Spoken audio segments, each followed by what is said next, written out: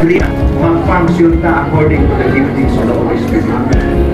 Mag-function ta na dili atong ability, dili atong abilidad. Abilidad na gikan sa Diyos. O kana maoy effective kaayo nga pagkinabuhi o pagministry. Wala na si Paul ni siya, I thank the Lord. Because you are gifted spiritually. Hallelujah! You have all the knowledge, you have all the understanding. As we explore that in chapter 12 and 14, all of those enumerate all the gifts meron ang taga-Korinto. Hindi biro, amen? Anin ang lihok sa temple of praise. Nag-operate sila according to the giftings of the Holy Spirit. Tungod kay ang pagka instrumento sa Diyos, dili abilidad sa tao. Kaya kung abilidad ang isgutan ako, hallelujah, I studied for 17 years in the seminary. Pero pag pastor ko, dili mo obra sa akong hibuluan.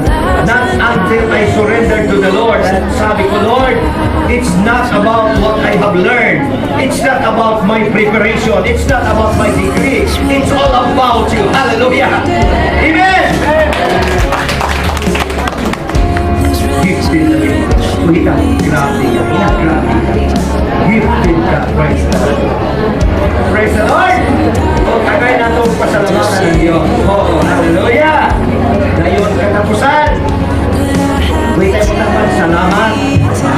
Dito bang sa ginawa ko pagkampo. Katapusan ay. Pero mahaba ko ito. This stand to the end. Wait tayo mo naman, ikaw ni. Ikaw ni. Wait tayo, ikaw ni. This stand to the end. Ibig sabihin kita mohangtod sa hangtod. Pwede ba hindi ka na ito? I am. Stand to the end.